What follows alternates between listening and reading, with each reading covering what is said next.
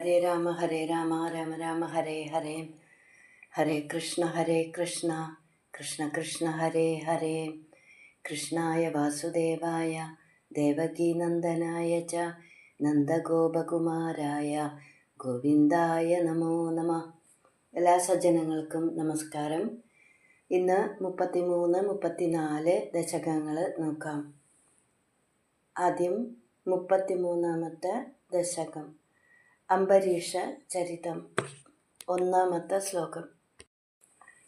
വൈവസ്വതാഖ്യമനുപുത്ര നഭാഗജാത നാഭാഗനാമക നരേന്ദ്രസുതോംബരീഷ സപ്താർണവാവൃതമഹീദയിതോഭിരേമേ ത്വത്സംഗിഷു ത്വയി ച മഗ്നമനാ സദൈവ. പദമുറിച്ച് പറയാം. വൈവസ്വതാഖ്യ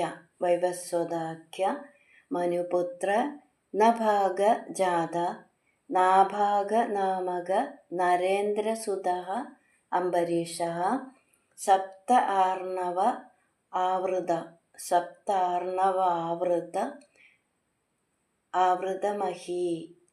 സപ്താർണവാവൃതമഹീ ദയിതഃ അഭി രേമേ ത്വത് സംഗിഷു ത്വയി ച മഗ്നമനാഃ സദൈവ.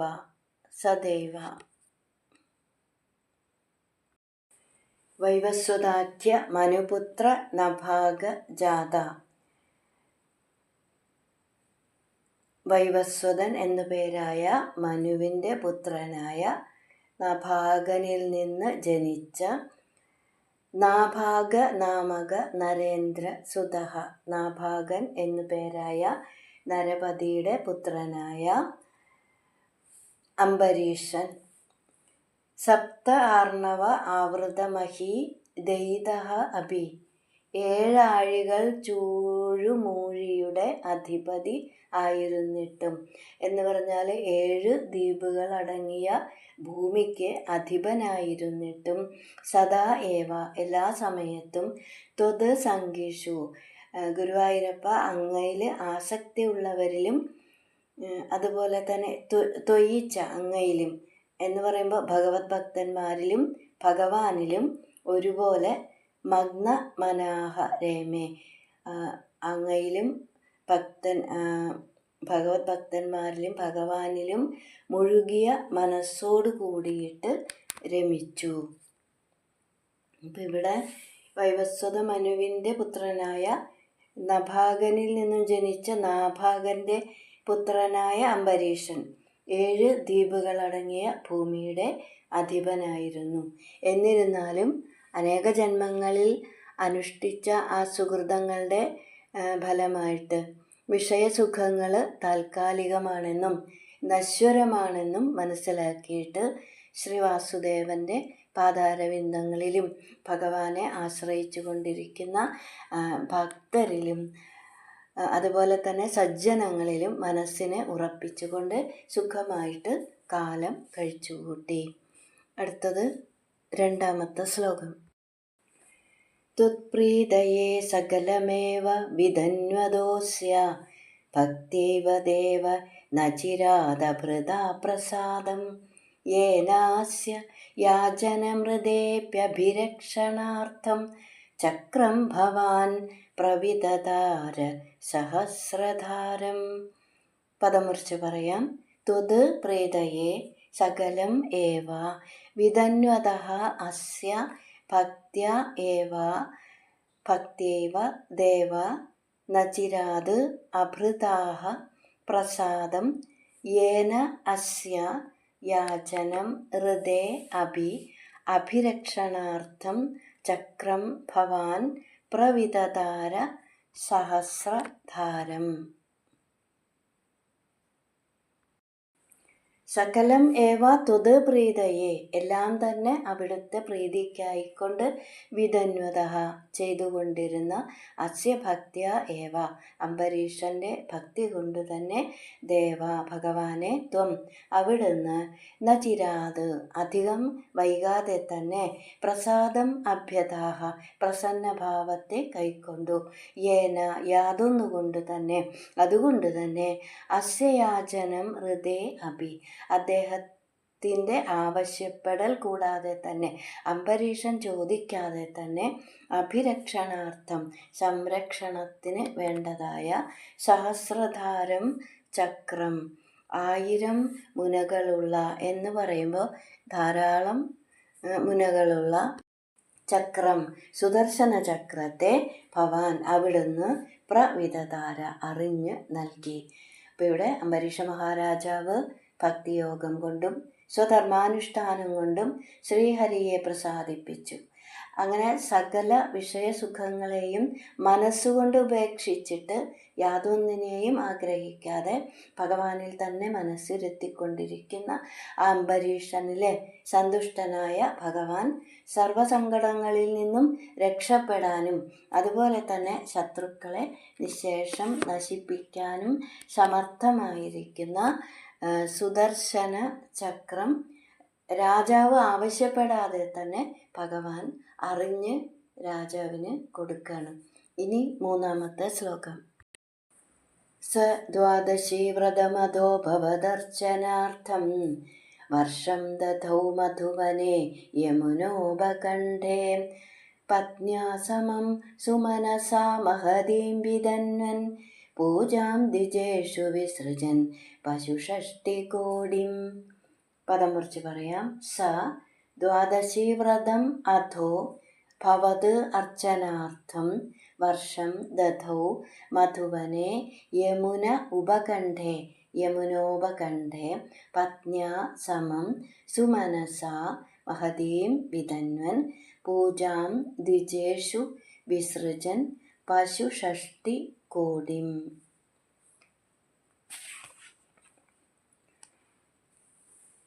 അധോ സഹ ഭവതർച്ചനാർത്ഥം, അക്കാലത്ത് ആ അംബരീഷൻ അങ്ങയെ അർച്ചിക്കുന്നതിന് വേണ്ടിയിട്ട് യമുന ഉപകണ്ഠേ മധുവനെ, യമുന നദിയുടെ സമീപത്തുള്ള മധുവനത്തിലെ സുമനസ സന്മനസ്സുള്ള പത്ന്യാ സമം പത്നിയോടുകൂടിയിട്ട്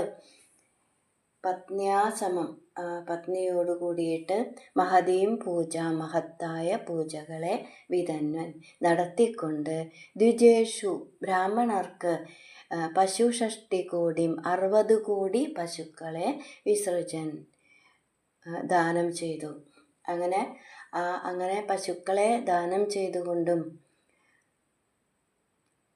വർഷം ദ്വാദശി വ്രതം, ഒരു വർഷം ദ്വാദശി വ്രതം ദധൗ അനുഷ്ഠിച്ചു. അപ്പോൾ ഇന്ദ്രിയങ്ങളാകുന്ന ശത്രുക്കളെ അടക്കിയിരിക്കുന്ന അംബരീഷ മഹാരാജാവ് തന്നെ പോലെ തന്നെ ഭഗവത് ഭക്തയായ പത്നിയോടുകൂടി ചേർന്ന് ശ്രീകൃഷ്ണനെ ആരാധിക്കണം എന്ന് ആഗ്രഹിച്ചുകൊണ്ട് യമുനാ നദിയുടെ തീരത്തുള്ള മധുവനം എന്ന വിജനമായ ഒരു പുണ്യസ്ഥലത്ത് മഹത്തായ പൂജകൾ ചെയ്തുകൊണ്ടും 60 കോടി പശുക്കളെ ദാനം ചെയ്തുകൊണ്ടും 1 സംവത്സരം നീണ്ടു നിൽക്കുന്ന ദ്വാദശി വ്രതം അനുഷ്ഠിച്ചു. ഇനി 4-ാമത്തെ ശ്ലോകം. തത്രാധ പാരണദിനെ ഭവദർച്ചനാന്തേ ദുർവാസസാസ്യ മുനിനാ ഭവനം പ്രഭേദേ ഭോക്തും മൃതശ്ച സനൃപേണ പരാർത്തിശീലോ മന്ദം ജഗാമ യമുനാം നിയമാൻ വിധാസ്യൻ. പദം മുറിച്ച് പറയാം. തത്ര അധ പാരണദിനെ ഭവദർച്ചനാന്തേ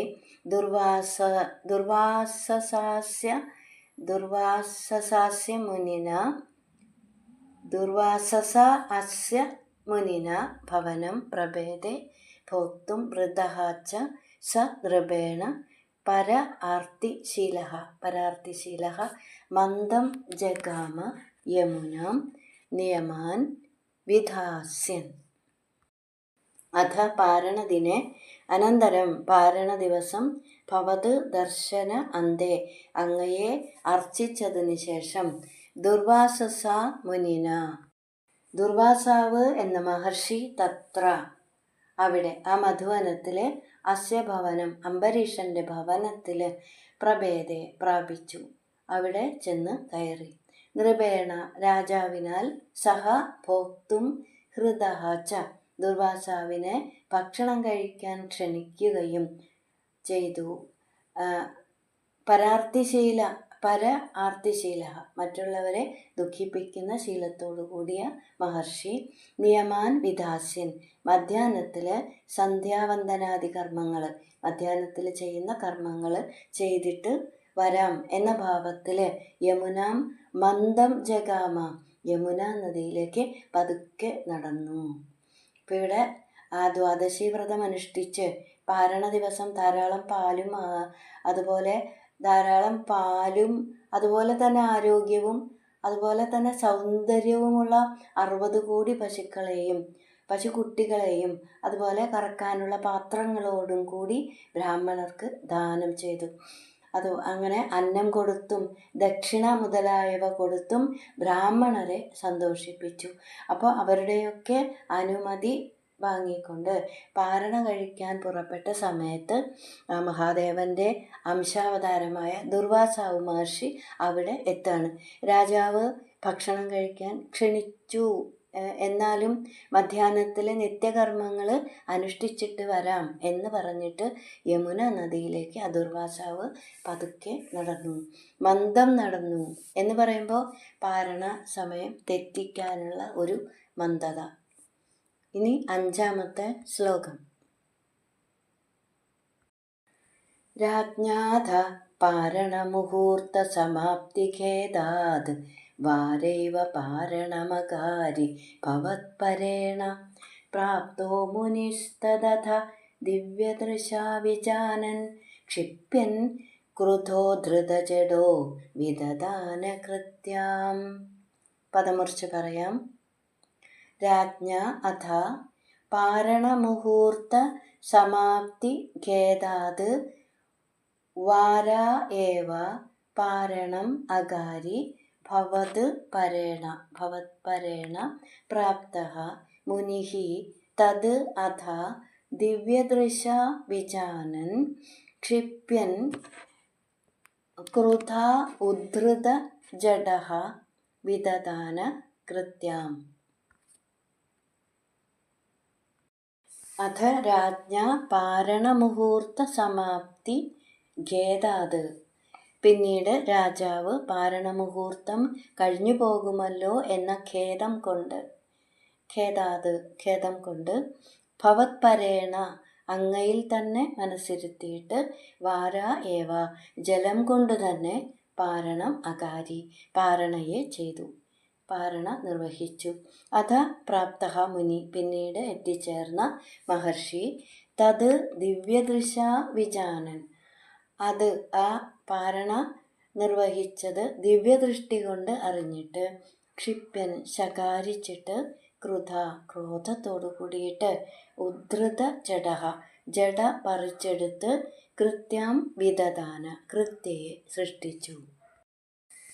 അപ്പോൾ ദുർവാസാവ് പോയതിന് ശേഷം യമുനാ നദിയിലേക്ക് പോയതിന് ശേഷം രാജാവ് പാരണ മുഹൂർത്തം കഴിഞ്ഞു പോകുമോ എന്ന ഭയം കൊണ്ട് ബ്രാഹ്മണരോട് അതിൻ്റെ പരിഹാരം ചോദിക്കുകയാണ്. ബ്രാഹ്മണർ പറഞ്ഞു ജലം പാനം ചെയ്യുക എന്നതിന്, ആ ജലം പാനം ചെയ്യുന്നതിന് ഭക്ഷണം കഴിച്ചതായിട്ടും കഴിക്കാത്തതായിട്ടും വേദജ്ഞന്മാർ പറയുന്നുണ്ട്. അവ അശ്നാദി തത് ന ഏവ അശിതം ന ഏവ അനശിതം എന്നാണ് അത്ര വേദം വിധിച്ചിരിക്കുന്നത്. ജലം പാനം ചെയ്തു എന്ന് പറയുമ്പോൾ ഭക്ഷണം കഴിച്ചു എന്ന് പറയാൻ സാധിക്കില്ല. എന്നാൽ ജലം എന്നത് ഒരു ഭക്ഷണമല്ല എന്ന് പറയാനും സാധിക്കില്ല. അപ്പം അങ്ങനെ ഭഗവാനിൽ തന്നെ മനസ്സിരുത്തിയിട്ട് രാജാവ് ജലം കൊണ്ട് പാരണ നിർവഹിച്ചു.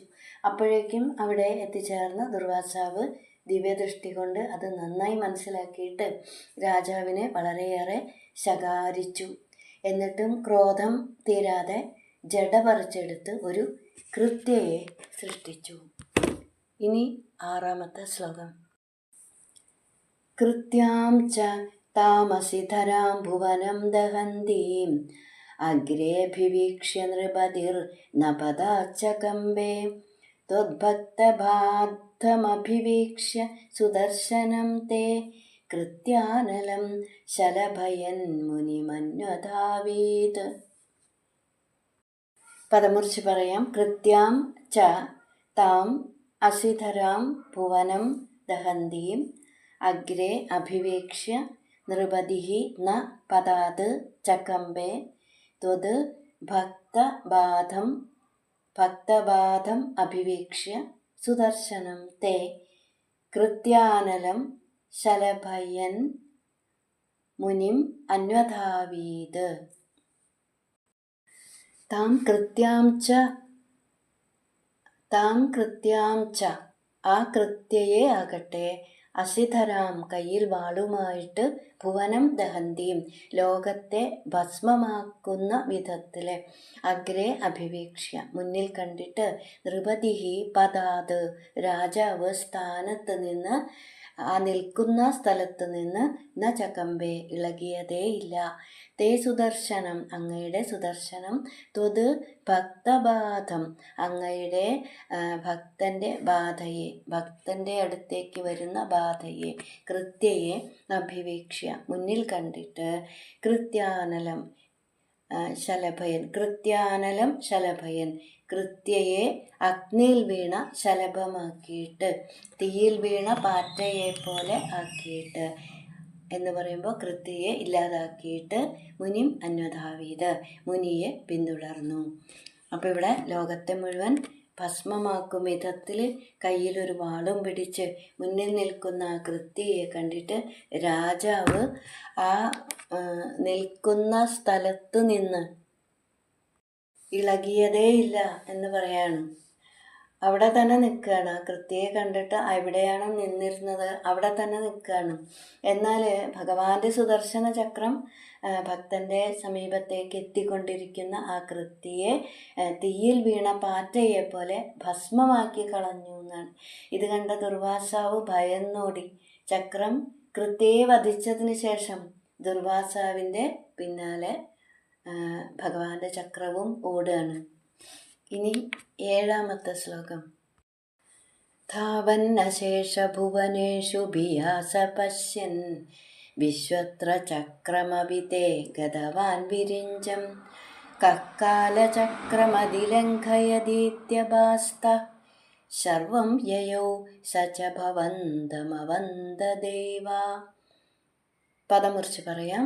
ധാവൻ അശേഷഭുവനേഷു ഭിയാ സ പശ്യൻ വിശ്വത്ര ചക്രം അഭി തേ ഗതവാൻ വിരിഞ്ചം കഹ കാലചക്രം അതിലംഘയതി ഇതി അഭാസ്തഃ സർവം യയൗ സ ച ഭവന്തം അവന്തത ഏവ. ഭവന്തമവന്തദേവ.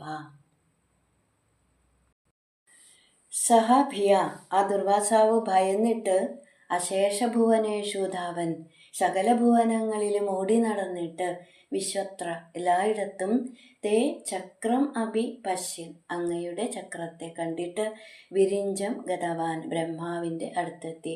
കഹ കാലചക്രം അതിലംഘയതി ആർക്കാണ് കാലചക്രത്തെ അതിക്രമിക്കാൻ സാധിക്കുന്നത്.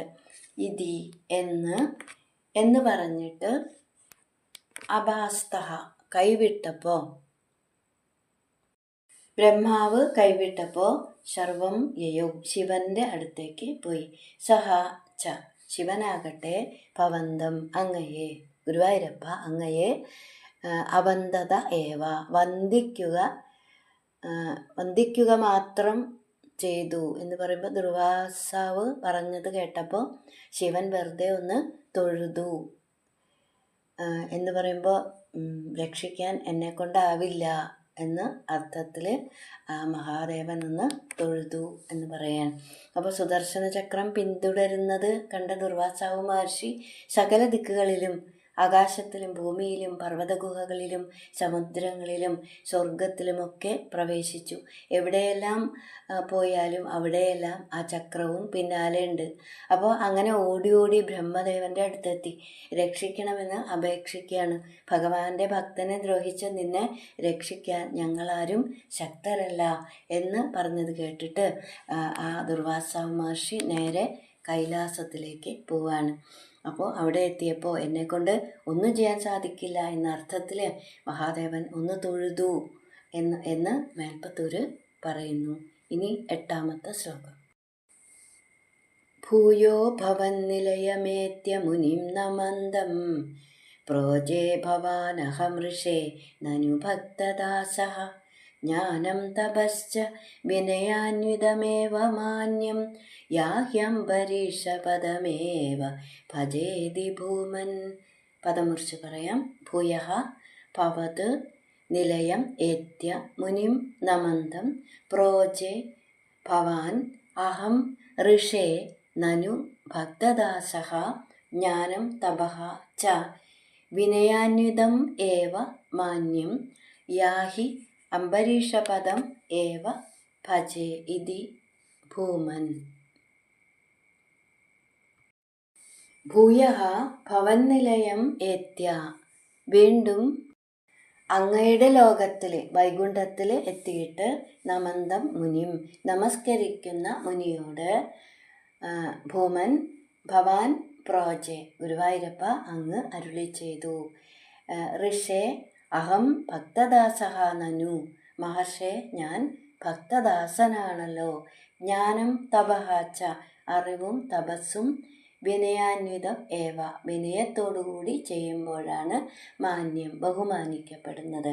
യാഹി, അതുകൊണ്ട് അംബരീഷപദം ഏവ, അംബരീഷൻ്റെ കാൽക്കൽ തന്നെ ഭജ, ശരണം പ്രാപിക്കുക. ഇതി എന്ന്.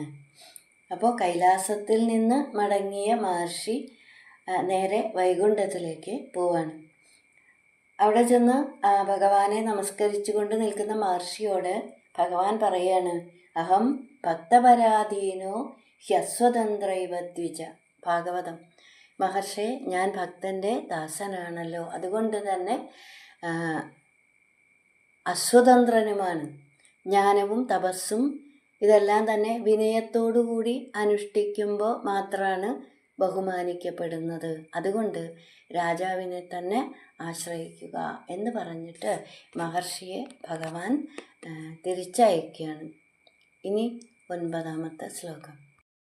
താവത് സമേത്യ മുനിനാ സഗൃഹീതപാദോ രാജാപസൃത്യ ഭവതസ്ത്രമസാവനൗഷീത് ചക്രേ ഗതേ മുനിരദാദഖിലാശിഷോസ്മൈ ത്വദ്ഭക്തിമാഗസി കൃതേപി കൃപാം ച ശംസൻ. പദം മുറിച്ച് പറയാം. താവത് സമേത്യ മുനിനാ സ ഗൃഹീതപാദഃ രാജ അപസൃത്യ ഭവത് അസ്ത്രം അസൗ അനൗഷീത് ചക്രേ ഗതേ മുനിഃ അദാത് അഖില ആശിഷഃ അസ്മൈ ത്വത് ഭക്തിം ആഗസി കൃതേ അഭി കൃപാം ച ശംസൻ. മുനിന താവത് സമേത്യ, മഹർഷി അപ്പോൾ തന്നെ രാജാവിൻ്റെ അടുത്തെത്തിയിട്ട് പാദം പിടിച്ചു. രാജാവിൻ്റെ കാല് കടന്നു പിടിച്ചപ്പോൾ രാജ അപസൃത്യ, രാജാവ് ഒഴിഞ്ഞു മാറിയിട്ട് ഭവത് അസൗ അസ്ത്രം, ഭഗവാന്റെ ആ സുദർശന ചക്രത്തെ അനൗഷീത്, സ്തുതിച്ചു. ചക്രേ ഗതേ, ചക്രം പിന്തിരിഞ്ഞപ്പോൾ മുനിഹി, മഹർഷി ത്വത് ഭക്തിം, അങ്ങയിലുള്ള ഭക്തിയെയും ആഗസി കൃതേ അഭി,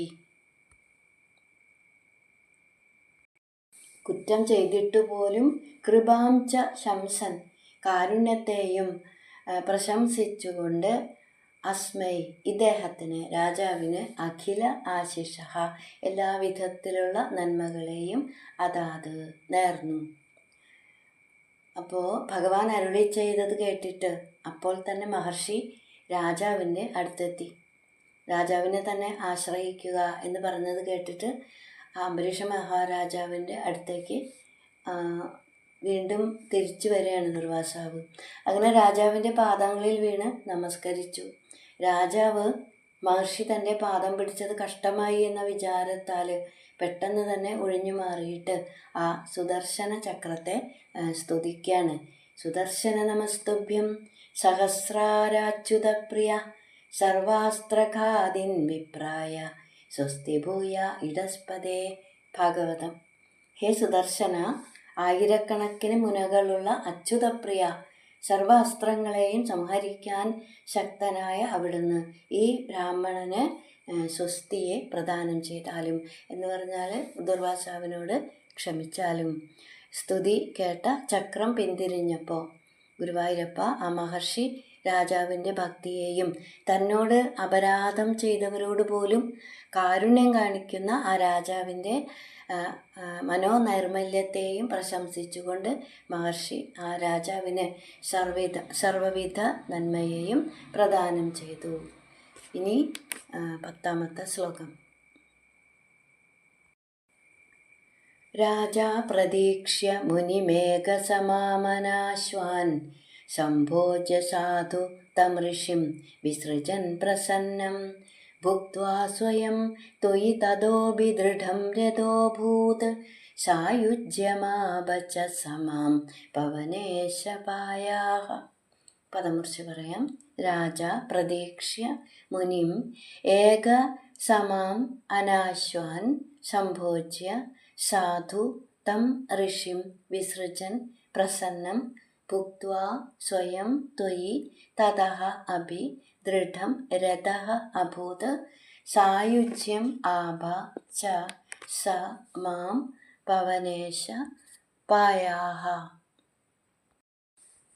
രാജ മുനിം പ്രതീക്ഷ്യ, രാജാവ് മുനിയെ പ്രതീക്ഷിച്ചുകൊണ്ട് ഏകസമാം 1 വർഷം അനാശ്വാൻ ഒന്നും തന്നെ ഭക്ഷിക്കാതെ കഴിച്ചുകൂട്ടിയിട്ട് തം ഋഷിം ആ മഹർഷിയെ സാധു സംഭോജ്യ നല്ലതുപോലെ ഊട്ടുകയും ചെയ്തിട്ട് പ്രസന്നം വിസൃജൻ സന്തോഷത്തോടെ ആ മുനിയെ പറഞ്ഞയച്ചിട്ട് മഹർഷിയെ പറഞ്ഞയച്ചിട്ട് സ്വയം ഭുക്ത്വ സ്വയം ആഹാരം കഴിച്ചിട്ട് ത്വയി തതഃ അഭി അങ്ങയിൽ പിന്നെയും ദൃഢം രഥഃ അഭൂത് ഉറച്ച ഭക്തി ഉണ്ടായി സായുജ്യം ആപ ച സായുജ്യത്തെ മോക്ഷത്തെ പ്രാപിക്കുകയും ചെയ്തു.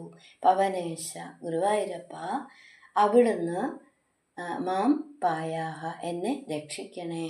അപ്പോൾ ഇവിടെ രാജാവ് ദുർവാസാവ് മഹർഷിയെ പ്രതീക്ഷിച്ചുകൊണ്ട് മഹർഷി തിരിച്ചു വരുന്നത് വരെ അവിടെ കാത്തിരിക്കുകയാണ്. ഒന്നും ഭക്ഷിക്കാതെ 1 വർഷം കഴിഞ്ഞിട്ടാണ് മഹർഷി തിരിച്ചു വരുന്നത്. അപ്പോൾ 1 വർഷം യാതൊന്നും ഭക്ഷിക്കാതെ കഴിച്ചു കൂട്ടി എന്ന് പറയാൻ.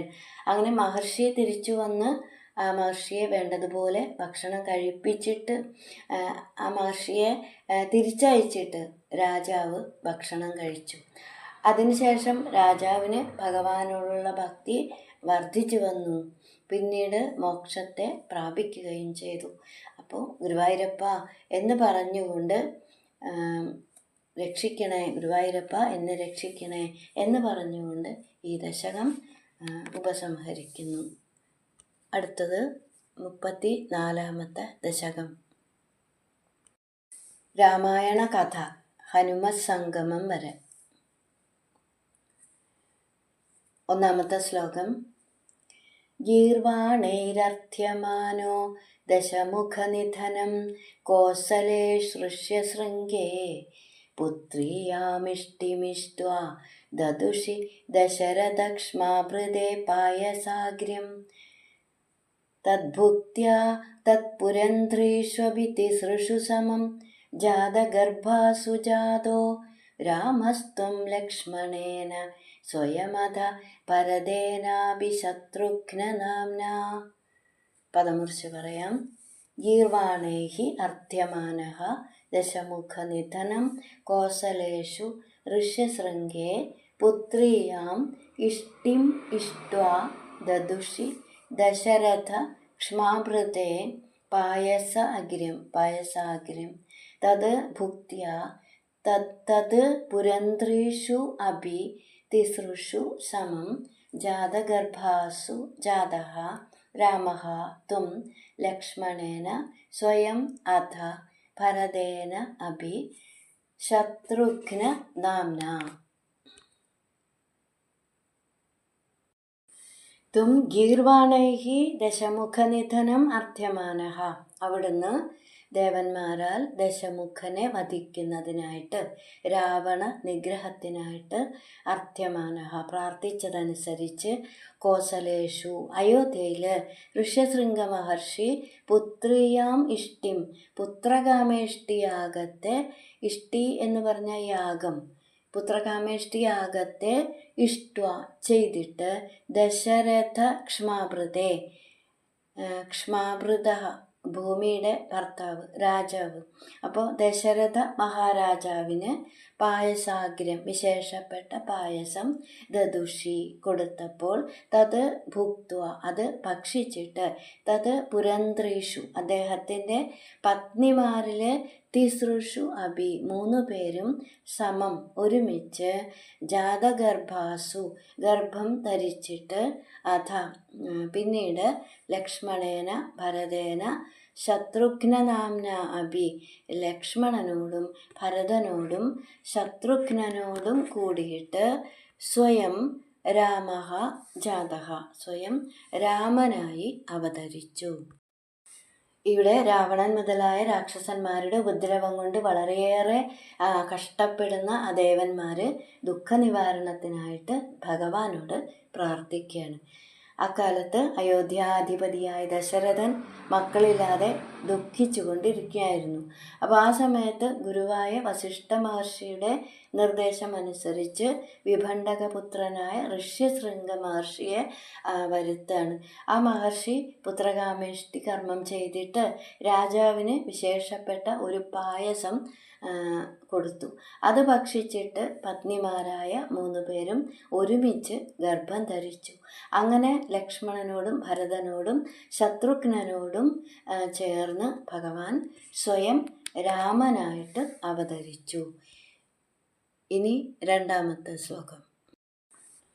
കോദണ്ഡീ കൗശികസ്യ ക്രതുവരമവിതും ലക്ഷ്മണേനാനുയാതോ യാദോ ഭൂസ്താദവാച മുനികഥിതമനുദ്വന്ദ്വശാന്താധ്വഖേത നൃണാം ത്രാണായ ബാണേർമുനിവചനബലാത് താടകാം പാടയിത്വാ ലബ്ധ്വാസ്മാദസ്ത്രജാലം മുനിവനമഗമോ ദേവ സിദ്ധാശ്രമാഖ്യം. പദം മുറിച്ച് പറയാം. കോദണ്ഡി കൗശികസ്യ ക്രതുവരം അവിതും ലക്ഷ്മണേന അനുയാതഃ യാതഃ അഭൂഹു താത വാച മുനികഥിതം അനുദ്വന്ദ്വ ശാന്ത അധ്വഖേതഃ നൃണാം ത്രാണായ ബാണൈഃ മുനിവചനബലാത് താടകാം പാടയിത്വാ ലബ്ധ്വാ അസ്മാത് അസ്ത്രജാലം മുനിവനം അഗമഃ ദേവ സിദ്ധാശ്രമാഖ്യം. സിദ്ധാശ്രമ ആഖ്യം. ഹേ ദേവ, ഗുരുവായൂരപ്പ, താതവാച അച്ഛൻ്റെ വാക്കിനാൽ, കൗശികസ്യ വിശ്വാമിത്രൻ്റെ ക്രതുവരം അവിതും ശ്രേഷ്ഠമായ യാഗത്തെ രക്ഷിക്കാനായിട്ട് കോദണ്ഡി വില്ലും ധരിച്ച് ലക്ഷ്മണനാൽ അനുയാതഃ പിന്തുടർന്നിട്ട് ലക്ഷ്മണനോട് കൂടിയിട്ട് യാതഃ അഭൂത് പുറപ്പെട്ടു.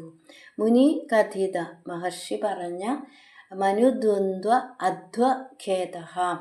മനു എന്ന് പറയുമ്പോൾ മന്ത്രം, മനുദ്വന്ദ്വ എന്ന് പറയുമ്പോൾ 2 മന്ത്രങ്ങൾ, ശാന്തമായ ഇല്ലാതായ, അധ്വ എന്ന് പറയുമ്പോൾ മാർഗം, അധ്വഖേദം മാർഗക്ഷീണം എന്ന്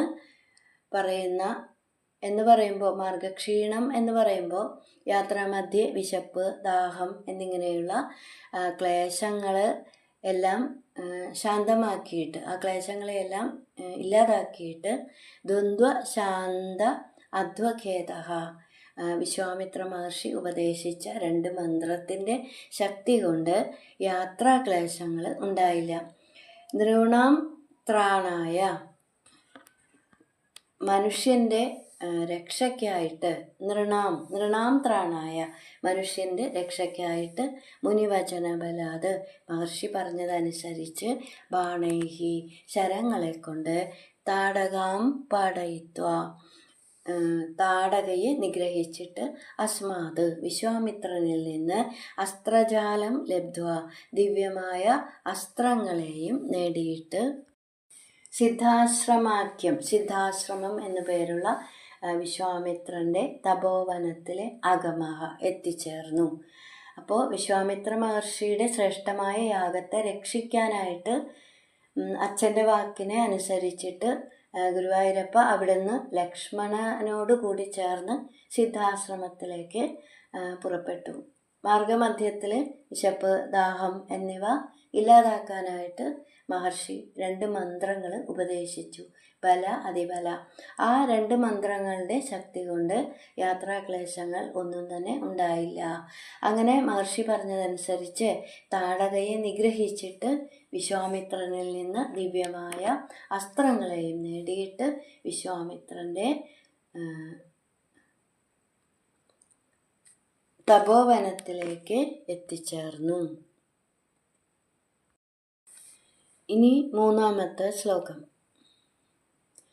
മാരീചം ദ്രാവയിത്വാ മഖശിരസി ശരൈരന്യരക്ഷാംസി നിഘ്നൻ കല്യാം കുർവന്നഹല്യാം പതിപദരജസാ പ്രാപ്യ വൈദേഹഗേഹം ഭിന്ദാനശ്ചാന്ദ്രചൂഡം ധനുരവനിസുതാമിന്ദിരാമേവ ലബ്ധ്വാ രാജ്യം പ്രാതിഷ്ഠതാസ്തും ത്രിഭിരഭി ച സമം ഭ്രാതൃവീരൈ സദാരൈഃ.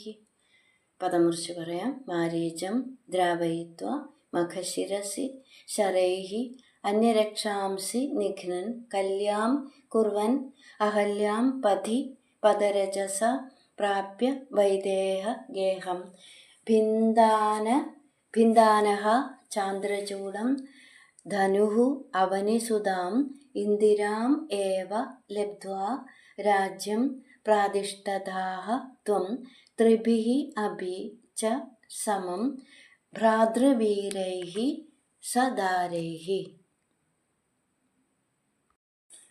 ത്വം മഖശിരസി ശരൈഃ അവിടുന്ന് യാഗാരംഭത്തിൽ ശരങ്ങളെ കൊണ്ട് മാരീചം ദ്രാവയിത്വ മാരീചനെ ഓടിച്ചിട്ട് അന്യരക്ഷാംസി നിഘ്നൻ മറ്റു രാക്ഷസന്മാരെ നിഗ്രഹിച്ചിട്ട് പതി വഴിയിൽ പദരജസ തൃക്കാൽ പൊടി കൊണ്ട് അഹല്യയ്ക്ക് കല്യാം ശാപമോക്ഷത്തെ കുർവൻ ചെയ്തു.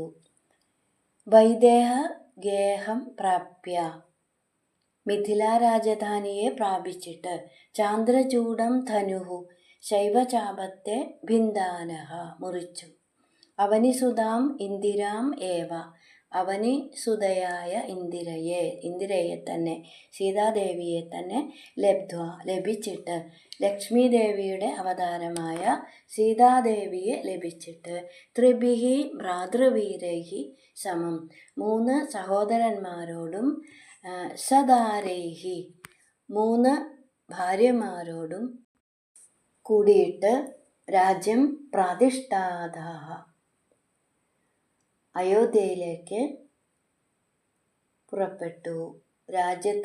സ്വന്തം രാജ്യത്തിലേക്ക് അയോധ്യയിലേക്ക് പുറപ്പെട്ടു. അങ്ങനെ സിദ്ധാശ്രമത്തിലേക്ക് പോകുന്ന വഴിക്ക് ശ്രേഷ്ഠമായ യാഗങ്ങളുടെ തുടക്കത്തിൽ തന്നെ ഭഗവാൻ ആ യാഗങ്ങളെ മുടക്കാൻ വന്ന മാരീചനെ ഓടിച്ചു കളഞ്ഞു. പിന്നെ മറ്റുള്ള കുറേ രാക്ഷസന്മാരെയൊക്കെ നിഗ്രഹിച്ചു. അങ്ങനെ സഞ്ചരിക്കുന്ന സമയത്ത്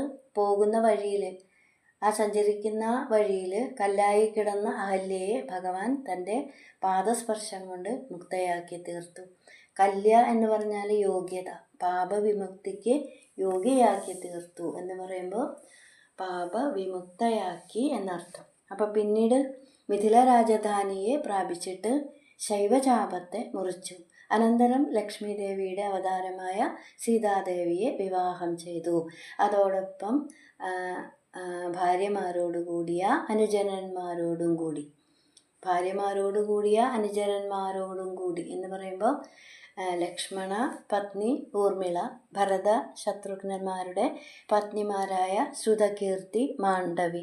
അപ്പം അങ്ങനെ ഭഗവാൻ 3 സഹോദരന്മാരോടും അവരുടെ 3 ഭാര്യമാരോടും സീതാദേവിയോടും കൂടിയിട്ട് അയോധ്യയിലേക്ക് പുറപ്പെട്ടു. ഇനി 4ാമത്തെ ശ്ലോകം. ആരുന്ധാനേരുഷാന്ധേ ഭൃഗുകുലതിലകേ സംക്രമയ്യ സ്വതേജോ യാതേ യാദോസ്യയോധ്യാം സുഖമിഹ നിവസൻ കാന്തയാ കാന്തമൂർത്തേ ശത്രുഘ്നേനൈകദാധോ ഗതവതി ഭരതേ മാതുലസ്യാധിവാസം താദാരബ്ധോഭിഷേകസ്തവ കില വിഹത കേകയാധീശപുത്ര്യ. പദമുറിച്ച് പറയാം. ആരുന്ധാനെ രുഷാന്തേ ഭൃഗുകുലതിലകേ സംക്രമയ്യ സ്വതേജഃ യാതേ യാതഃ അസ്യ അയോധ്യാം സുഖം ഇഹ നിവസൻ കാന്തയ കാന്തമൂർത്തേ ശത്രുഘ്നേന ഏകദാ അധോ ഗതവതി ഭരതേ മാതുലസ്യ അധിവാസം താത ആരബ്ധഃ അഭിഷേകഃ തവ കില വിഹതഃ കേകയാധീശപുത്ര്യ.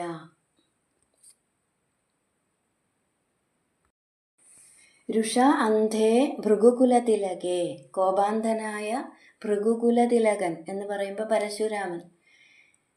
കോപാന്ധനായ, കോപം കൊണ്ട് അന്ധനായ പരശുരാമൻ ആരുന്ധാനെ തടഞ്ഞു നിർത്തിയിട്ട് സ്വതേജ വൈഷ്ണവ തേജസ്സിനെ സംക്രമയ്യ യാതേ പകർന്നു കൊടുത്തിട്ട് മടങ്ങിയപ്പോൾ അയോധ്യാം യാതഃ അസി അയോധ്യയിൽ എത്തിയല്ലോ. ഹേ കാന്തമൂർത്തേ ത്വം ഇഹ, ഹേ സുന്ദരമൂർത്തിയായ ഗുരുവായൂരപ്പ, അവിടുന്ന് അവിടെ കാന്തയ സുഖം നിവസൻ സീതയോടുകൂടി സുഖമായിട്ട് താമസിച്ചിട്ട് അതിനുശേഷം ഏകത ഒരു ദിവസം ഭരതേ ശത്രുഘ്നേന ഭരതൻ ശത്രുഘ്നനോടുകൂടി മാതുലസ്യ അധിവാസം ഗതവതി അമ്മാവൻ്റെ രാജധാനിയിലേക്ക് പോയപ്പോൾ താത ആരബ്ധഃ തവ അഭിഷേകഃ അച്ഛൻ ആരംഭിച്ച അങ്ങയുടെ അഭിഷേകം കേകയ അധീശപുത്ര്യാഃ കേകയാധീശപുത്ര്യാഃ കേകയ രാജ്യപുത്രിയുടെ വിഹതഃ കില മുടക്കുന്നതിന് സംഗതിയായി എന്ന് പറയുമ്പോൾ കൈകേയി മുടക്കിയല്ലോ. അപ്പോൾ എല്ലാവരും കൂടി അങ്ങനെ അയോധ്യയിലേക്ക് പോയ സമയത്ത് വഴിയിൽ വെച്ചിട്ട് എന്താ പറയുക, എല്ലാവരും കൂടിയിട്ട് അയോധ്യയിലേക്ക് പുറപ്പെട്ട സമയത്ത് പോകുന്ന വഴിയിൽ വെച്ച് അവിടെ ക്രുദ്ധനായ പരശുരാമൻ അവിടെ വരികയാണ്. എന്നിട്ട് പരശുരാമൻ തടഞ്ഞു നിർത്തിയിട്ട് ഇവരെ എല്ലാവരെയും തടഞ്ഞു നിർത്തിയിട്ട് പറഞ്ഞു, ശൈവചാപത്തെ മുറിച്ചത് നീയല്ലേ? ശ്രീരാമസ്വാമിയോട് പറയുകയാണ്, നീയല്ലേ ഈ ശൈവചാപത്തെ മുറിച്ചത്? എൻ്റെ കയ്യിലും ഒരു വൈഷ്ണവ ചാപമുണ്ട്, അതൊന്ന് കുലയ്ക്കാമോ? കുലച്ചില്ലെങ്കിൽ കൂട്ടത്തോടെ സംഹരിക്കും എന്ന് പറഞ്ഞപ്പോൾ ഭഗവാൻ പറഞ്ഞു, മഹാനുഭാവന്മാരായ പ്രൗഢാത്മാക്കൾ ഇങ്ങനെ കോപിച്ചാൽ ബാലന്മാരായ ഞങ്ങൾക്ക് വേറെ ആരാണ് ആശ്രയം എന്നൊക്കെ പറഞ്ഞ് ഭഗവാൻ പരശുരാമനെ ശാന്തനാക്കാണ്. പിന്നീട് ശാന്തനായ പരശുരാമൻ ആ വൈഷ്ണവചാപം അതുകൂടി ഭഗവാന് കൊടുത്തിട്ട് പരശുരാമൻ അവിടെ നിന്ന് മടങ്ങിപ്പോയി. അങ്ങനെ ഭഗവാൻ സഹോദരന്മാരും പത്നിമാരും സീതയും എല്ലാവരും കൂടി അയോധ്യയിൽ ചെന്നിട്ട് സുഖമായിട്ട് താമസിച്ച് വരികയായിരുന്നു. ആ ഇടയ്ക്ക് ഭരതനും ശത്രുഘ്നനും അമ്മാവൻ്റെ രാജകൊട്ടാരത്തിലേക്ക് പോയ സമയത്ത് ദശരഥ മഹാരാജാവ് ഭഗവാന്റെ അഭിഷേകം നടത്താൻ തീരുമാനിക്കുകയാണ്. അത് കൈകേയി തടഞ്ഞു എന്ന് പറയാണ്. ഇനി 5ാമത്തെ ശ്ലോകം. താദോത്യായാതു കാമോ വനമനുജവധൂ സംയുതശ്ചാബധാര പൗരാനാരുദ്ധ്യമാർഗേ ഗുഹനിലയഗതസ്ത്വം ജഡാചീരധാരി नावासन्दीर्य गङ्गाम् अधिपदविपुनस्तं भरद्वाजमारा नत्वा तद्वाक्यहेतोरतिसुखमवसन् चित्रकूटे गिरीन्द्रे. പദം മുറിച്ച് പറയാം. താതഃ ഉക്ത്യാ യാതുകാമഃ വനം അനുജവധൂ സംയുതഃ ച അപധാരഃ പൗരാൻ ആരുധ്യ മാർഗേ ഗുഹനിലയഗതഃ ത്വം. ഗുഹനിലയഗതഃ ത്വം ജടാചീരധാരി നാവാ സന്ദീര്യ ഗംഗാം അധിപദവി പുനഃ തം ഭരദ്വാജം ആരാത് നത്വാ തത് വാക്യഹേതോഃ അതിസുഖം അവസൻ.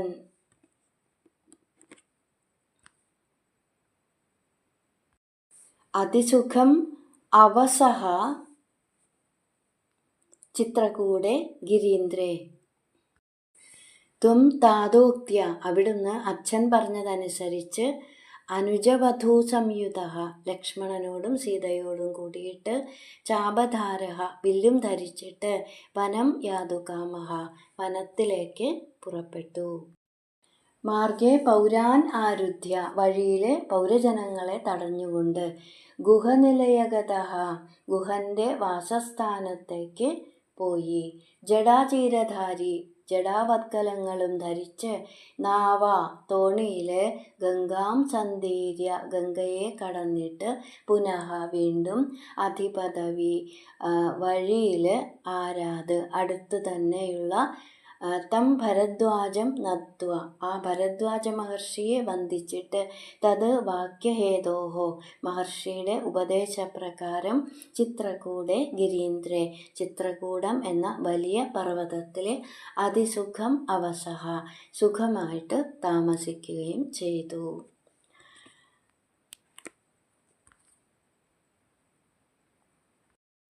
ഇവിടെ ഭഗവാൻ അച്ഛൻ പറഞ്ഞതനുസരിച്ച് എന്ന് പറയുമ്പോൾ രാമനെ രാജാവായി അഭിഷേകം ചെയ്യാൻ തുടങ്ങിയ സമയത്ത് കൈകേയി തടയുകയാണ്.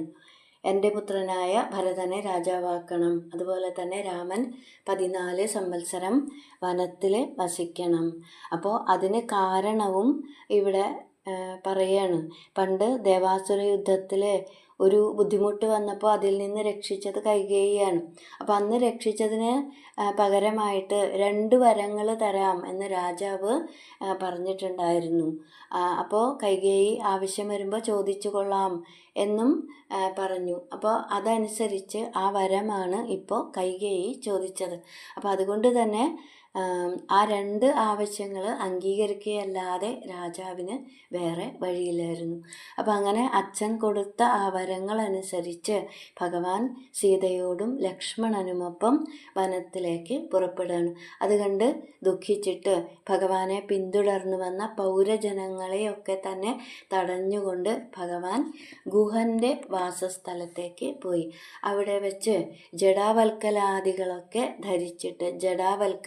ധരിച്ചിട്ട് ഒരു തോണിയിൽ ഗംഗാനദി കടന്നിട്ട് വീണ്ടും അവിടെ അടുത്ത് തന്നെയുള്ള ഭരദ്വാജ മഹർഷിയുടെ ആശ്രമത്തിലെത്തിയിട്ട് മഹർഷിയുടെ ഉപദേശപ്രകാരം ചിത്രകൂടം എന്ന പർവ്വതത്തിൽ സുഖമായിട്ട് താമസിച്ചു. ഇനി 6ാമത്തെ ശ്ലോകം. ശ്രുത്വാ പുത്രാർത്തിഖിന്നം ഖലു ഭരതമുഖാത് സ്വർഗയാതം സ്വതാതം തപ്തോ ദത്വാംബു തസ്മൈ നിദധിത ഭരതേ പാദുകാം മേദിനീഞ്ച അത്രിം നത്വാധ ഗത്വാ വനമതിവിപുലം ദണ്ഡകം ചണ്ഡകായം ഹത്വാ ദൈത്യം വിരാധം സുഗതിമകലയശ്ചാരുഭോ ശാരഭംഗീം. പദം മുറിച്ച് പറയാം.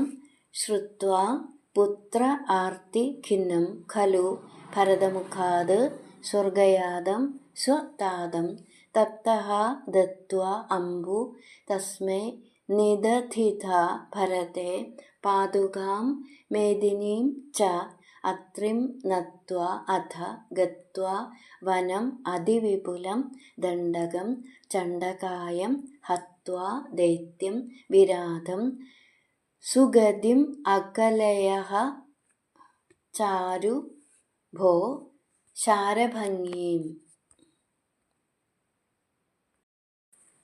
ത്വം ഭരതമുഖാത് സ്വതാതം.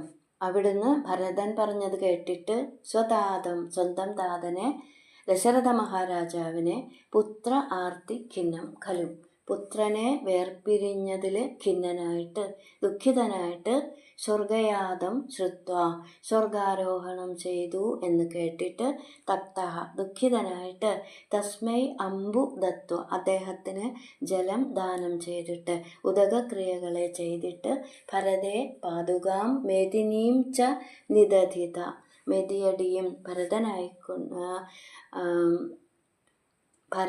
ഭരതനായിക്കൊണ്ട് മെതിയടിയും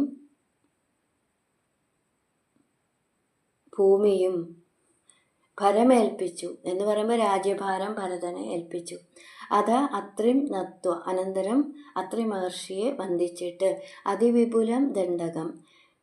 അതിവിപുലം ദണ്ഡകം വനം വിസ്താരമേറിയ ദണ്ഡകവനത്തിലേക്ക് ഗത്വ പോയിട്ട് ചണ്ഡകായം വിരാതം ദൈത്യം ഭയങ്കരനായ വിരാതനെന്ന അസുരനെ ഹത്വ നിഗ്രഹിച്ചിട്ട് ഭോഹോ ഭഗവാനെ ശാരഭംഗിയും ശരഭംഗ മഹർഷിയുടെ ചാരു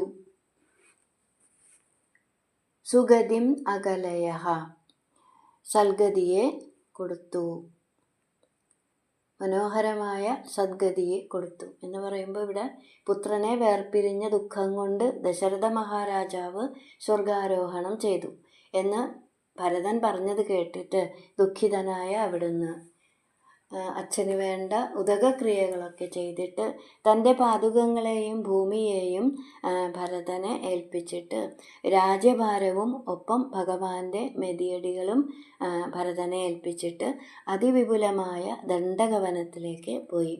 അവിടെ വെച്ച് വിരാതൻ എന്ന ഭയങ്കരനായ അസുരനെ വധിച്ചു. പിന്നീട് ശരഭംഗ മഹർഷിക്ക് മനോഹരമായ സദ്ഗതിയെ മോക്ഷത്തെയും കൊടുത്തു. ഇനി 7ാമത്തെ ശ്ലോകം.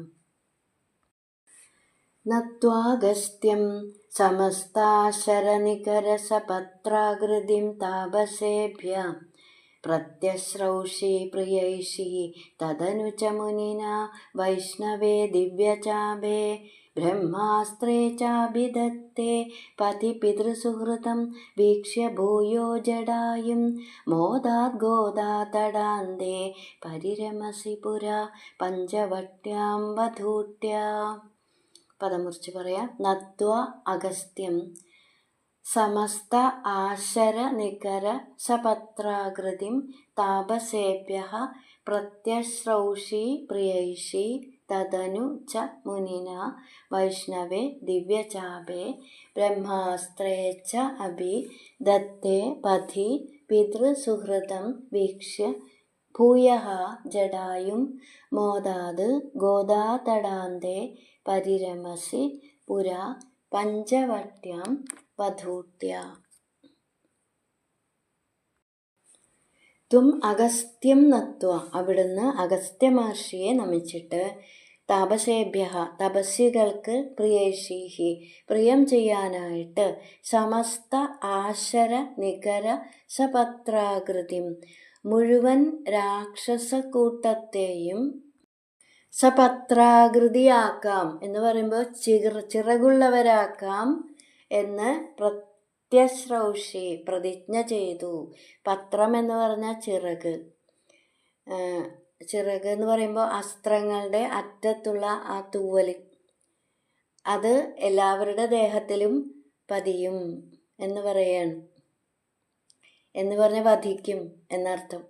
അസ്ത്രങ്ങളുടെ അറ്റത്തുള്ള തൂവൽ എല്ലാവരുടെ ദേഹത്തിലും പതിയുമെന്ന് പറയുമ്പോൾ എല്ലാവരെയും വധിക്കും എന്നർത്ഥം. തദനു പിന്നീട് മുനിന മഹർഷി കൊടുത്ത അഗസ്ത്യമുനിയാൽ കൊടുക്കപ്പെട്ട വൈഷ്ണവേ ദിവ്യചാപേ വൈഷ്ണവ ധനുസും ബ്രഹ്മാസ്ത്രേച്ച അഭി ദത്തേ ബ്രഹ്മാസ്ത്രം എന്ന അസ്ത്രവും കൊടുത്തിട്ട് പതി വഴിയിൽ ഭൂയഃ വീണ്ടും പിതൃസുഹൃതം അച്ഛൻ്റെ സുഹൃത്തായ ജടായും വീക്ഷ്യ ജടായുവിനെ കണ്ടിട്ട് മോദാത് സന്തോഷത്തോടു കൂടിയിട്ട് ഗോദാതടാന്തേ ഗോദാവരി തീരത്തുള്ള പഞ്ചവട്യാം പഞ്ചവടിയിൽ വധൂഢ്യാപുര സീതയോടു കൂടിയിട്ട് പരിരമസി രസിച്ച് വാണു രസിച്ച് താമസിച്ചു. ഇനി 8ാമത്തെ ശ്ലോകം. ശ്ലോകത്തിൻ്റെ അർത്ഥം പറഞ്ഞില്ല. ശരഭംഗ മഹർഷിക്ക് സദ്ഗതിയെ കൊടുത്തതിന് ശേഷം അഗസ്ത്യമുനിയെ കണ്ട് നമസ്കരിച്ചിട്ട് തപസ്സികൾക്ക് പ്രീതി വരാനായിട്ട് സർവ്വരാക്ഷസ കൂട്ടത്തെയും വധിക്കുമെന്ന് പ്രതിജ്ഞ ചെയ്തു. പിന്നീട് അഗസ്ത്യമുനി കൊടുത്ത ദിവ്യമായ വൈഷ്ണവചാപത്തെയും ബ്രഹ്മാസ്ത്രമെന്ന അസ്ത്രത്തെയും അഗസ്ത്യമുനി ശ്രീരാമസ്വാമിക്ക് കൊടുത്തു. അങ്ങനെ പോകുന്ന വഴിക്ക് പിതാവായ ദശരഥൻ്റെ സുഹൃത്തായ ജടായുവിനെ കണ്ടിട്ട് സന്തോഷത്തോടു കൂടിയിട്ട് ഗോദാവരി തീരത്തുള്ള പഞ്ചവടിയിൽ വധുവിനോട് കൂടിയിട്ട് സീതയോട് കൂടിയിട്ട് നല്ലതുപോലെ രമിച്ചുകൊണ്ട് വസിച്ചു. ഇനി 8ാമത്തെ ശ്ലോകം. പ്രാപ്തായ ശൂർപ്പണഖ്യ മദനചലധൃതേരർത്ഥനേർനിസ്സഹാത്മാ താം സൗമിത്രോ വിസൃജ്യ പ്രബലതമരുഷാം തേന നിർലൂനനാസാം ദൃഷ്ട്വൈനാം ദുഷ്ടചിത്തം ഖരമഭിപതിതം ദൂഷണം ച ത്രിമൂർധം വ്യാഹിംസീരാശരാനപ്യയുധസമധികാൻ തക്ഷണാദക്ഷതോഷ്മാ. പദമുറിച്ച് പറയാം. പ്രാപ്തായാഹ ശൂർപ്പണഖ്യാ മദനചലധൃതേഃ അർത്ഥനൈഃ നിസ്സഹാത്മാ താം സൗമിത്രൗ വിസൃജ്യ പ്രബലതം അരുഷാ തേന നിർലൂന നാസാം ദൃഷ്ട്വാ ഏനാം ദുഷ്ടചിത്തം ഖരം അഭിപതിതം ദൂഷണം ച ത്രിമൂർധം വ്യാഹിംസീഃ ആശരാൻ അഭി അയുധ സമധികാൻ തത് ക്ഷണാത്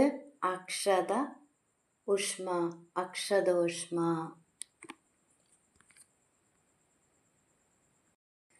അക്ഷതോഷ്മാതും അക്ഷത ഉഷ്മ തളരാത്ത പൗരുഷമുള്ള അവിടുന്ന്.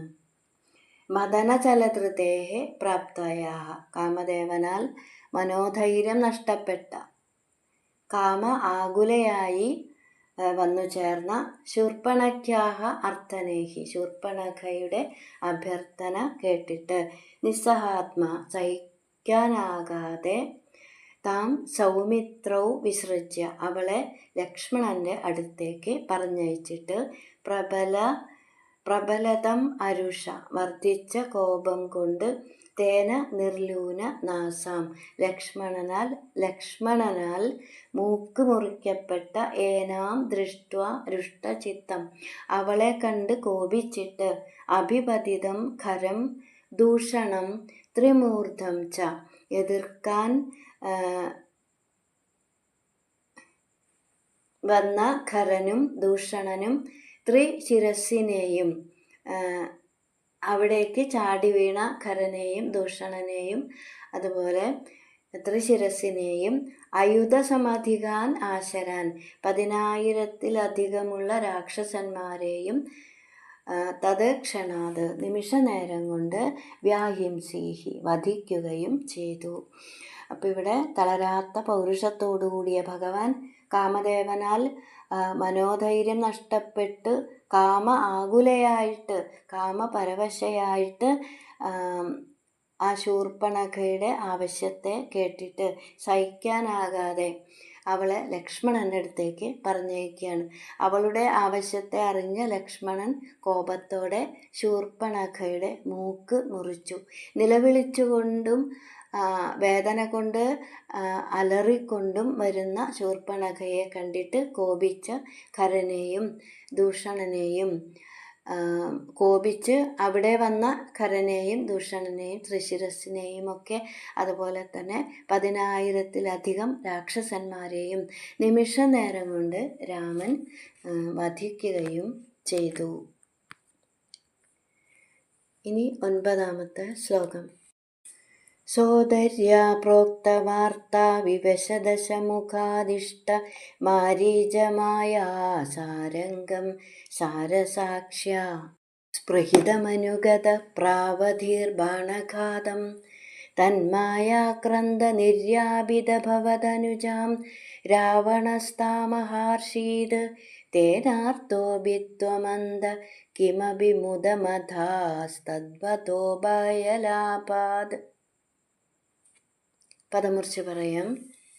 സോദര്യ പ്രോക്ത വാർത്ത വിവശ ദശമുഖാത് ഇഷ്ട മാരീച മായാസാരംഗം സാരസാക്ഷ്യ സ്പൃഹിതം അനുഗതഃ പ്രാവധീഹി ബാണഘാതം തന്മായാക്രന്ദ നിർയാപിത ഭവത് അനുജാം രാവണഃ താം അഹാർഷീത് തേന ആർത്തഃ അഭി ത്വം അന്ധഃ കിമപി മുദം അഥാഹ തത് വധ ഉപായ ലാഭാത് തദ്വധോപായ ലാഭാത്.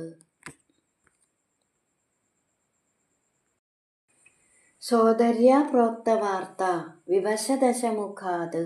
സഹോദരിയായ ശൂർപ്പണഖ പറഞ്ഞ വാക്കിനെ കേട്ടിട്ട് വിവശ ദശമുഖാത് കാമപരവശയായ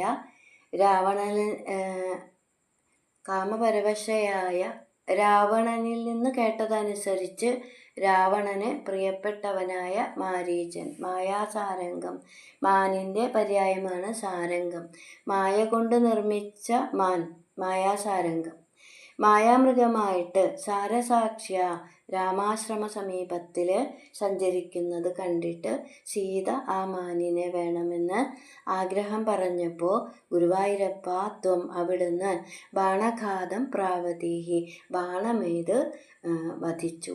തൻ മായാക്രന്ദ നിര്യാപിത ആ മാരീചൻ്റെ കള്ളക്കരച്ചിൽ കേട്ട് ഭവത് അനുജാം അങ്ങയുടെ അനുജനെ ലക്ഷ്മണനെ തള്ളിക്കളഞ്ഞ താം അവളെ സീതയെ രാവണ അഹാർഷീത് രാവണൻ കട്ടുകൊണ്ടുപോയി. തേന അതുകൊണ്ട് ആർത്തഹ അഭി ദുഃഖിതനാണെങ്കിലും അവിടുന്ന് തത് വധ ഉപായ ലാഭാത് തദ്വധോപായ ലാഭാത് രാവണനെ വധിക്കാനുള്ള ഉപായത്തെ മനസ്സിലാക്കിയിട്ട് അന്തഃ കിമപി മുദം അഥാഹ അന്തഃ കിമപി മുദം അതാഹ ഉള്ളിൽ കുറച്ച് സന്തോഷം ഉണ്ടായി എന്ന് പറഞ്ഞാൽ ഉള്ളുകൊണ്ട് സന്തോഷിച്ചു. ഇവിടെ ശൂർപ്പണഖയിൽ നിന്ന് സീതയുടെ സൗന്ദര്യം മുതലായ ഗുണങ്ങളെക്കുറിച്ച് കേട്ടിട്ട് കാമവിവശനായ രാവണൻ രാമലക്ഷ്മണന്മാരെ ആശ്രമത്തിൽ നിന്ന് ദൂരെ അകറ്റുവാൻ വേണ്ടിയിട്ട് രാവണന് ഏറ്റവും പ്രിയങ്കരനായ മാരീചനെ സീതയുടെ അടുത്തേക്ക് അയക്കുകയാണ്. മാരീചൻ ആശ്ചര്യകരമായ നയനാനന്ദകരമായ ഒരു മാനിൻ്റെ രൂപത്തിലാണ് ആശ്രമത്തിലേക്ക് വരുന്നത്. സീത ആ മാനിനെ വേണമെന്ന് ആഗ്രഹം പറഞ്ഞപ്പോൾ ശ്രീരാമചന്ദ്രസ്വാമി ആ മാനിനെ പിന്തുടർന്ന് കുറേ ദൂരത്തേക്ക് മാറ്റിയിട്ട് ബാണമെയ്ത് മാരീചനെ വധിച്ചു. ആ കള്ളക്കരച്ചിൽ കേട്ടിട്ട്, കള്ളക്കരച്ചിൽ എന്ന് പറയുമ്പോൾ ബാണമേറ്റ് വീണപ്പോൾ ലക്ഷ്മണ സഹോദര എന്നൊക്കെ പറഞ്ഞിട്ടാണ് നിലവിളിക്കുന്നത് മാരീചൻ. അപ്പോൾ അത് കേട്ടപ്പോൾ സീതയ്ക്ക് ഭയമായി. ലക്ഷ്മണനോട് പറയുകയാണ്, ജ്യേഷ്ഠൻ്റെ കരച്ചിലാണല്ലേ കേൾക്കണത്, അപ്പോൾ പെട്ടെന്ന് പോയി രക്ഷിക്കണമെന്ന് പറയാൻ. അപ്പോൾ ലക്ഷ്മണൻ പറയാണ്, മാരീചൻ തന്നെ പൊന്മാനായി വന്നത് അവൻ നല്ല ചോരൻ എത്രയും ഏവം കരഞ്ഞതവൻ തന്നെ അന്ധനായി ഞാനും അത് കേട്ടു പോയി അകലുമ്പോൾ നിന്തിരുവടിയെയും കൊണ്ടുപോയിടാമല്ലോ. അധ്യാത്മരാമായണം പറയാണ്, ലക്ഷ്മണൻ പറയാണ്, ഇത് മാരീചനാണ്, മാരീചൻ്റെ കരച്ചിലാണ് ഇപ്പോൾ കേട്ടത്, ജ്യേഷ്ഠൻ്റേതല്ല. ഞാൻ കൂടെ പോയി കഴിയുമ്പോൾ അവിടുന്ന് ഒറ്റയ്ക്കാവുമല്ലോ, അപ്പോൾ അങ്ങനെ ഒറ്റയ്ക്കാവുമ്പോൾ പിടിച്ചു കൊണ്ടുപോകാമല്ലോ എന്നാണ് ആ മാരീചൻ അവിടെ നിലവിളിക്കുന്നത് എന്ന് ചിന്തിച്ചിട്ടാണ് നിലവിളിക്കുന്നത്. എന്തൊക്കെ പറഞ്ഞിട്ടും അതൊന്നും വിശ്വസിക്കാതെ ലക്ഷ്മണനെ തള്ളിപ്പറയുകയാണ് സീത. അങ്ങനെ അനുജനായ ലക്ഷ്മണനെ തള്ളിക്കളഞ്ഞ സീതയെ രാവണൻ കട്ടുകൊണ്ടുപോയി. ഇതറിഞ്ഞ് ഗുരുവായൂരപ്പ അവിടുന്ന് ദുഃഖിച്ചു. എന്നിരുന്നാലും രാവണവധത്തിനുള്ള മുന്നൊരുക്കങ്ങൾ ഇവിടെ ഇതാ നടത്തി കഴിഞ്ഞിരിക്കുന്നു എന്ന് ചിന്തിച്ചുകൊണ്ട് ഭഗവാൻ ഉള്ളുകൊണ്ട് സന്തോഷിക്കുകയും ചെയ്തു എന്ന് പറയാൻ. ഇനി 10ാമത്തെ ശ്ലോകം. ഭൂയസ്തന്വീം വിജിന്വന്നഹൃദ ദശമുഖസ്തദ്വധൂം ത്വദ്വധൂം മദ്വധേനേത്യുക്ത്വാ യാദേ ജടായോ ദിവമത സുഹൃദ പ്രാതനോ പ്രേതകാര്യം ഗൃഹാനം തം കബന്ധം ജഘനിധശബരീം പ്രേക്ഷ്യ പമ്പാതടേ ത്വം സംപ്രാപ്തോ വാദസൂനും ഭൃശമുദിതമനാഹ് പാഹി പാതാലയേശ. പദമുറിച്ച് പറയാം. ഭൂയഃ തന്വീം വിജിന്വൻ അഹൃത ദശമുഖഃ ത്വത് വധൂം മത് വധേന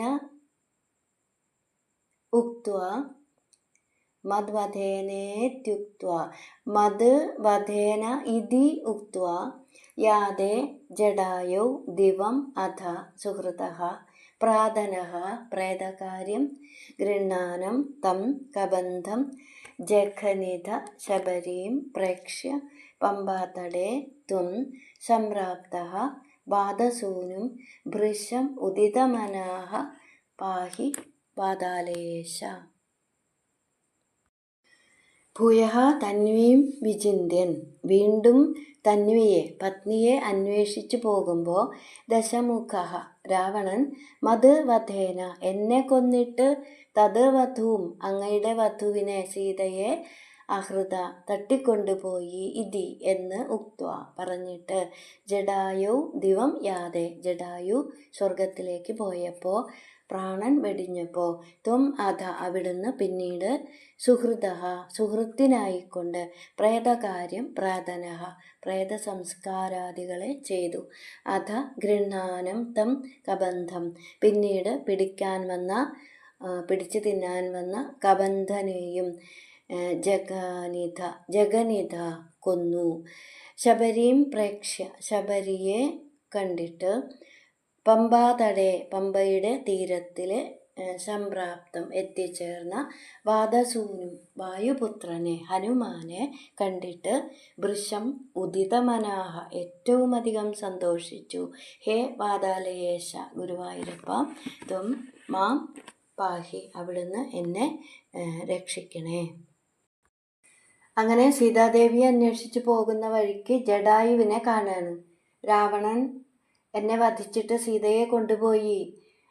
വധിച്ചിട്ട് എന്ന് പറയുമ്പോൾ പ്രാണൻ പോയിട്ടുണ്ടായിരുന്നില്ല. ഇത് പറഞ്ഞതിന് ശേഷമാണ് പ്രാണൻ പോകുന്നത്. ആ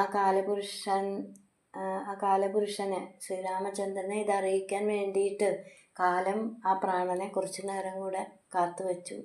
എന്തായാലും ഇത് പറഞ്ഞിട്ട് ജടായു പ്രാണൻ വെടിഞ്ഞപ്പോൾ സ്വാമി ആ ജടായുവിൻ്റെ ഉദയക്രിയകളൊക്കെ ചെയ്തു. അതിനുശേഷം തന്നെ പിടിച്ചു തിന്നാൻ വന്ന കബന്ധനെ കൊന്നു. പിന്നീട് ശബരിയാശ്രമത്തിലെത്തിയ ശ്രീരാമചന്ദ്രസ്വാമിക്ക് ശബരി പറഞ്ഞു കൊടുക്കാണ്. സീതാദേവി ഖേദിച്ച് ലങ്കാപുരിയിൽ വാഴുന്നു നൂനം, കൊണ്ടുപോയത് ദശകണ്ഠനെന്നറിഞ്ഞാലും കണ്ടിതു ദിവ്യദൃശ തണ്ടലർമ്മകളെ ഞാൻ. അധ്യാത്മരാമായണം.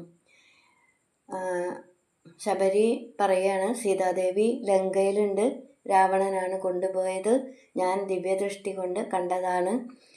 അത് കേട്ടിട്ട് അങ്ങനെ ശ്രീരാമസ്വാമി പിന്നീട് പമ്പാതീരത്തിൽ എത്തിച്ചേർന്നപ്പോൾ അവിടെ വെച്ച് ഹനുമാനെ കണ്ടു. രാമൻ വളരെയധികം സന്തോഷിച്ചു. ആ ഹനുമാനെ കണ്ടപ്പോൾ രാമൻ വളരെയധികം സന്തോഷിച്ചു എന്ന് പറഞ്ഞിട്ട് മേൽപ്പത്തൂർ പറയാണ്, ഗുരുവായൂരപ്പ എന്നെ രക്ഷിക്കണേ. അങ്ങനെ പ്രാർത്ഥനയോട് കൂടിയിട്ട് 34ാമത്തെ ദശകം ഉപസംഹരിക്കുകയാണ്. ഹരേ കൃഷ്ണ.